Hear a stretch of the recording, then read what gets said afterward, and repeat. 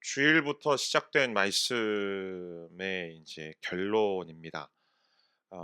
주일부터 시작된 말씀의 내용은 이 민수기 32 장의 내용은 이 미디안과 모압과의 전쟁을 마무리한 다음에 이제 비로소 가나안 땅으로 들어가려는 그 초입의 과정들 속에서 갑자기 이 르우벤 지파와 갓 지파와 므낫세의 지판의 한 절반 정도가 함께같이 모세에게 나와서 "우리는 건너가지 않으면 안 됩니까?"라고 질문하는 장면으로 시작이 되어집니다.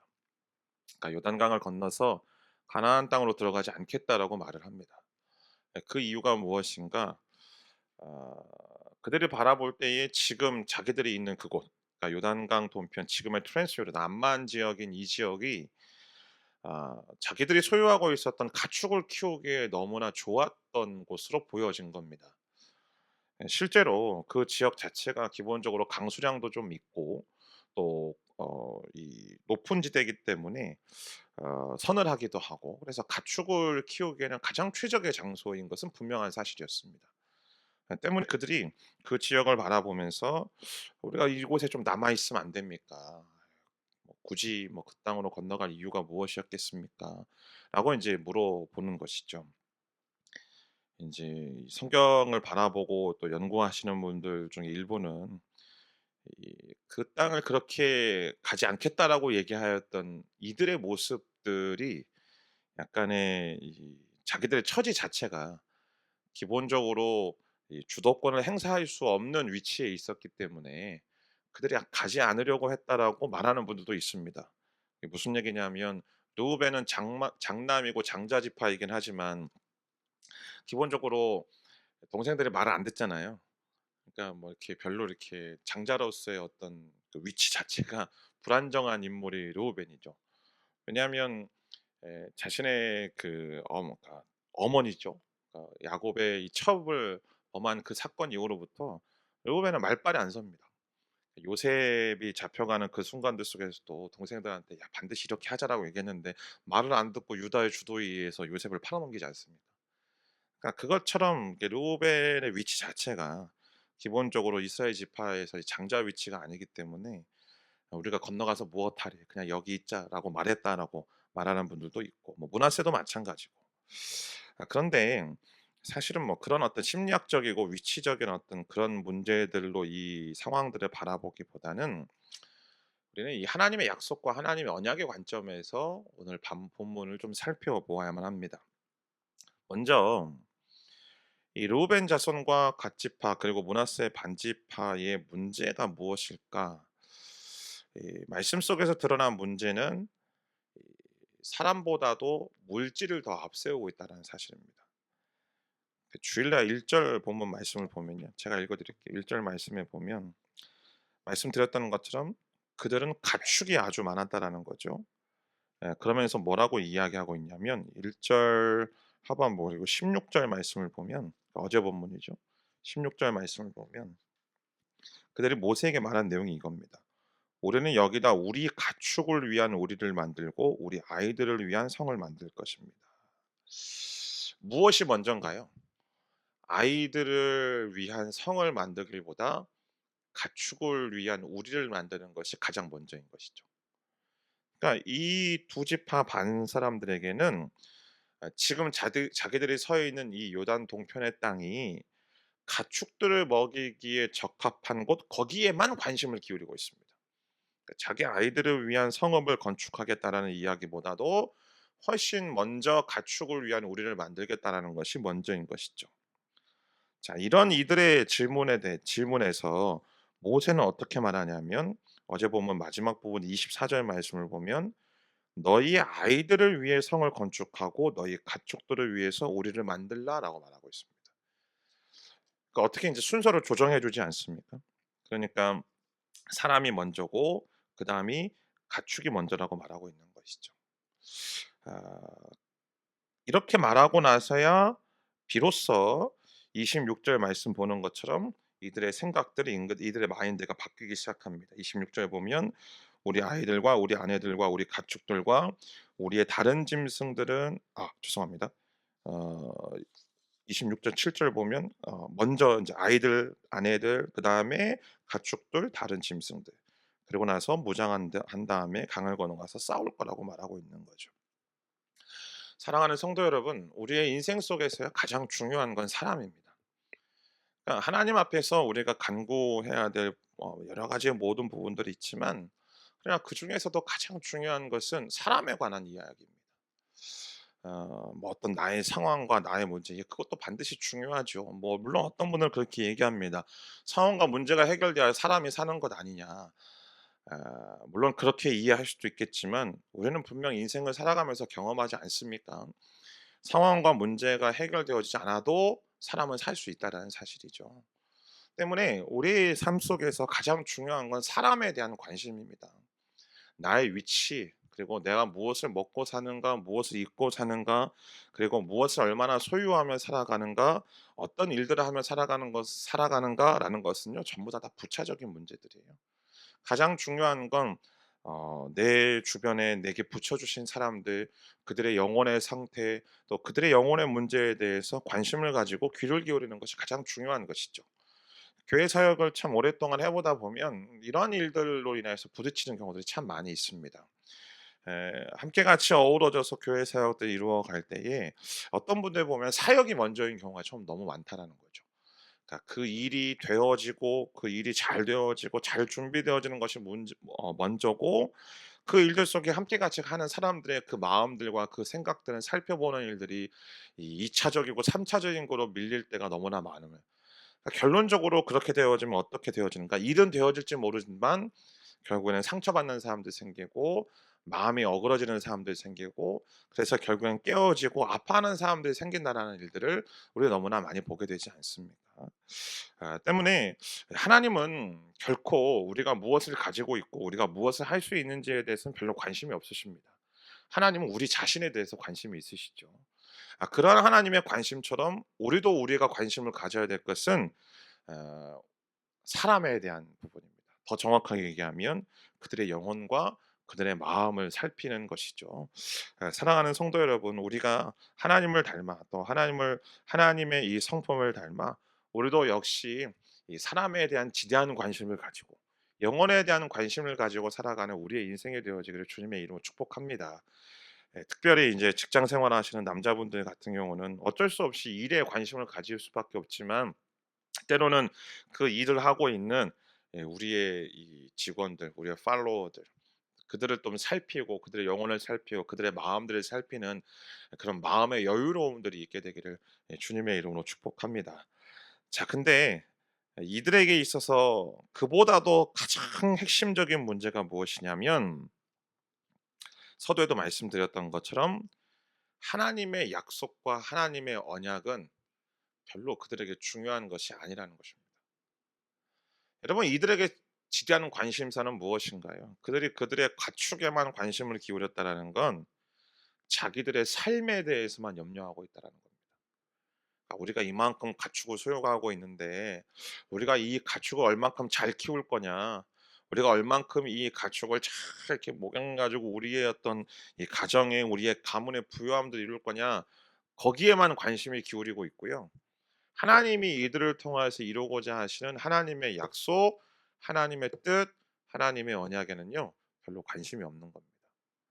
여러분, 하나님께서 이스라엘 백성들을 이집트에서 이끌어내신 가장 절대적이고 가장 중요한 이유가 무엇인가요?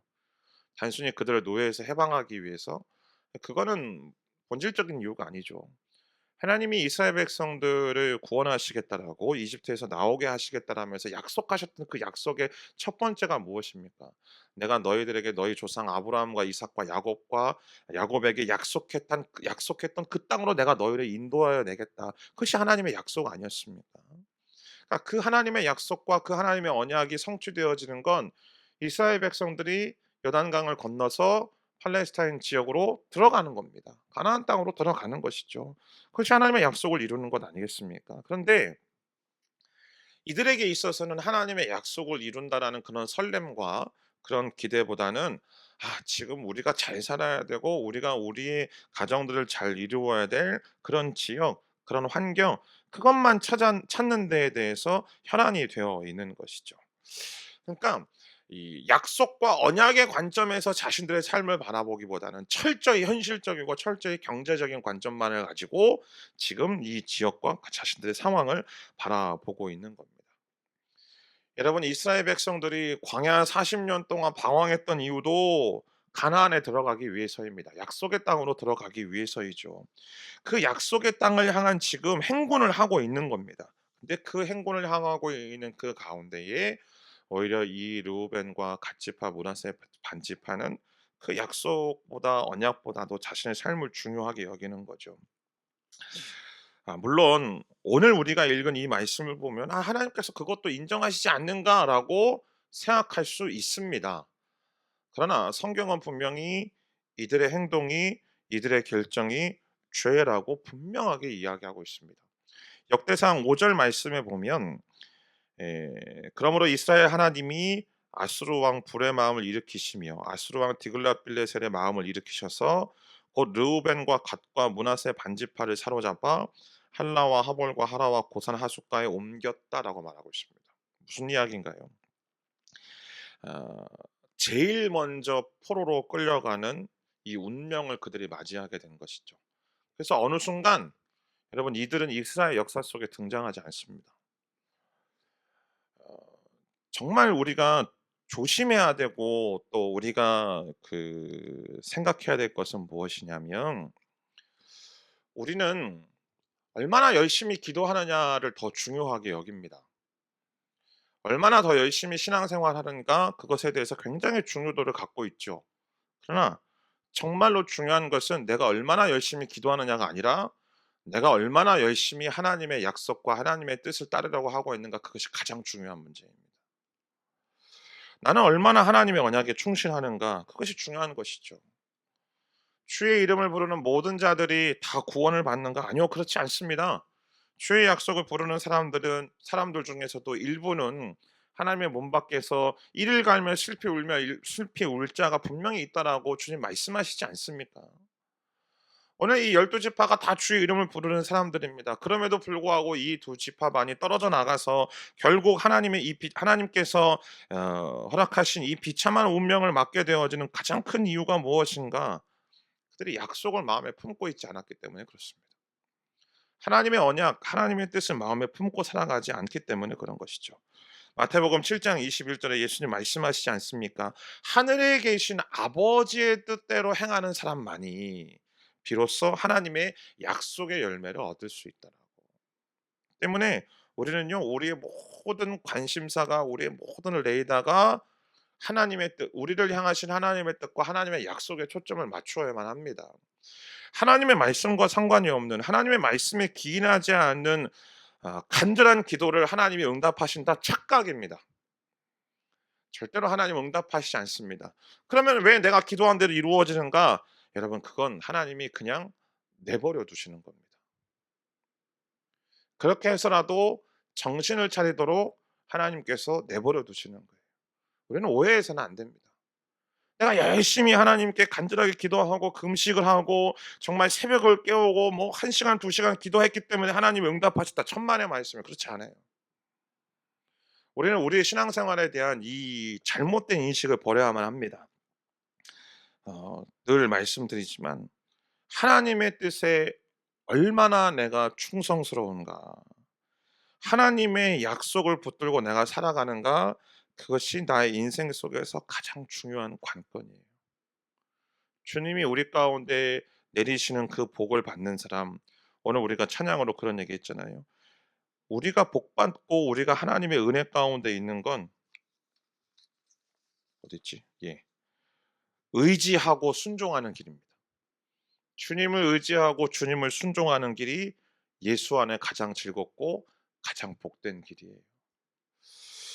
사랑하는 성도 여러분, 오늘 이 아침에 우리를 향하신 하나님의 약속을 붙들고 나아가기를 믿음으로 결정하며 나아가는 거룩하고 놀라는 아침 되어지기를 주님의 이름으로 축복합니다. 하나님이 우리 가운데 행하신 그 말씀, 내가 그 말씀에 순종하겠습니다. 하나님 순종할 수 있는 믿음을 허락하여 주십시오. 순종할 수 있는 능력을 허락하여 주십시오. 주님을 의지하고 주님께 순종하는 길에 가장 주님 안에서 복되고 아름다운 기름을 깨닫고 나의 인생의 여정이 그런 주님 안에서의 누리는 이 복과 은혜를 누리며 살아가는 복된 인생으로 살아가게 하여 주옵소서. 그렇게 기도하며 소망하며 나아가는 거룩하고 놀라운 은혜가 있게 되기를 주님의 이름으로 축복합니다. 그리고 마지막 세 번째 이야기가 오늘 본문의 이야기로 결론이 내어지는데, 그것은 무엇이냐면 어 이제 우리의 공동체 안에서 벌어지는 여러 가지 갈등들과 문제들을 어떻게 해결할 건가에 대한 키워드인 거죠. 뭐냐하면 모세 입장에서는요, 이 두 지파 반의 이야기는 말도 안 되는 이야기입니다. 그렇지 않습니까? 자기가 지금 목숨 걸고, 어떻게 보면은 지금 백성들이 늘 불평하고 원망하고 막 할 때마다 자기가 그거 다 끌어안고 하나님 앞에 나아가고, 하나님께서 "저들 내가 다 쓸어버리겠다."라고 얘기하실 때마다 모세가 정말 생명 걸고 하나님 앞에 매달리고 매달려서 겨우 여기까지 왔는데, 이제 강만 건너면 그 땅인데 지금 거기를 건너지 않겠다? 그러면 모세의 입장 속에서는 본문 말씀에도 나타나지만 그때의 기억이 떠오르는 거예요. 이 가데스 바네아에서 들어가지 말자라고 얘기했던 그 아픈 기억들이. 만약에 이것 때문에 하나님께서 진노하셔서 또 못 들어가면 어떡하나, 그거에 대한 모세는 트라우마를 갖고 있는 거죠. 더더군다나 지금 자기는 그 땅에 들어가지도 못하는데.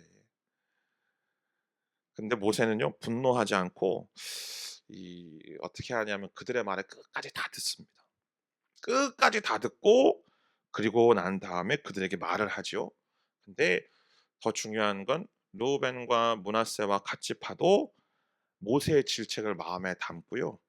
그들의 이 생각 속에서 결정을 하죠. 어떤 결정이냐면 이 본문에서 보는 것처럼 우리가 건너가서 먼저 싸우겠습니다. 가장 선봉대에 서겠습니다. 여러분, 전쟁에서 오늘날이야 선봉대에 선다라는 것이 뭐 적진을 개척하고 길을 개척하는 굉장히 중요한 의미를 갖고 있지만, 당시 고대 근동 지방의 전쟁은 사람과 사람과의 싸움이잖아요. 그러니까 실제로 맞부딪혀야 싸우는 그 전쟁이 시작되는 거기 때문에, 뭐 변변찮은 활이나 창이나 대포나 그런 무기들이 있지 않았기 때문에 전쟁의 가장 선봉대에 서는 사람은 무조건 죽습니다. 무조건. 다윗과 이 밧세바의 이야기를 생각해 보면 우리는 분명히 알 수 있죠. 이 우리아를 죽이기 위해서 다윗이 어떻게 요압에게 편지를 보냅니까? "가장 맨 앞에 세워라." 그러니까 맨 앞에 서면 무조건 죽는 거예요. 근데 이 두 지파 반이 어떻게 하냐면 "우리가 제일 먼저 죽겠다."라고 이야기를 하는 거죠. 말씀을 묵상하면서 결국 이 하나님의 뜻을 이루어가고 하나님의 마음을 이루어가는 가장 중요한 이 나의 마음속의 결단은 무엇인가? 하나님, 내가 죽더라도 내가 그 뜻과 그 약속을 이루기 위해서 최전선에 서 있겠습니다라고 고백하는 것이 하나님의 은혜 가운데 일이라는 사실을 깨닫게 되어집니다. 이들은 물론 처음 스타트는 자기들의 안위만을 생각하고 자신들이 가지고 있는 그 소유물들만을 가지고 어떻게 살아갈 것인가에 대해서 초점을 맞추고 있죠. 근데 지금 여기에서만큼은 이제 그들의 약속을, 하나님의 약속을 어떻게 성취하고 나를 통하여서 그 약속이 이루어질 소망하며 나아가는 이 진지한 믿음의 결단을 가지고 한 발짝씩 떼고 있는 것을 우리는 살펴볼 수 있습니다. 저는 그것이 우리의 믿음이라고 생각합니다. 여러분, 믿음은요, 후방으로 밀려나는 것이 믿음이 아닙니다. 믿음은 한 발자국 뒤로 서서 관망자로 구경꾼으로 서 있으면서 어떻게 되는지 살펴본 다음에 어느 정도 뭔가 일이 이루어지면 내가 그 일들 가운데 내가 행하겠다라고 말하는 건요, 저는 믿음이 아니라고 생각합니다. 진짜 믿음은 무엇인가? 하나님, 내가 깨어지고 내가 어 또 아프고 내가 상처받고 내가 설령 조금 힘들 수 있지만, 그럼에도 불구하고 내가 그 하나님의 약속을 이루는 그 현장에 가장 맨 앞자리에 내가 있겠습니다라고 고백하는 것이, 저는 그것이 믿음이라고 믿습니다. 어제 저하고 굉장히 인제 친한 저의 친구 목사님이, 참 좋은 분인데 여러 가지 좀 상황들이 있었는데 아무튼 개척하겠다고 저한테 이제 기도 편지를 보내왔어요. 그러면서 저한테 반협박식으로 얘기를 했어요. 뭐라고 얘기했냐면 "나한테 개척하라고 등 떠민 게 당신이니까 당신 기도 안 하면 알아서 하라고." 내가 무슨 언제 등 떠밀었냐고. 그랬더니 가만히 생각해 보니까 그 친구가 인제 이전 교회에서 말도 안 되는 이유로 인제 사임한 다음에 제가 그랬거든요. "야 우리 나이에 뭐 어디 가서 또 부목사 하냐. 그냥 우리 개척하자." 거기에 우리라고 제가 썼더라고요. 할렐루야. 저희 아내가 들으면 큰일 날 얘기지만 아무튼 간에 예 같이 개척하자고 막 그런 얘기를, 근데 사실 저도 이제 그런 꿈이 있거든요. 마음이 맞는 분들하고 함께 같이 공동 목회를 하고 싶은 마음이. 뭐 지금은 아니지만. 근데 인제 그 친구가 그 말을 가슴에 품고 기도하면서 먼저 그 앞서 가기로 결정을 한 거예요. 근데 어제 자기 직전에 같이 좀 기도하는데 그런 마음이 들더라고요. '참 귀하다. 참 복되다.' 물론 쉽지 않은 일이겠죠. 얼마나 어려운 길이겠습니까. 딸이 둘 이거든요.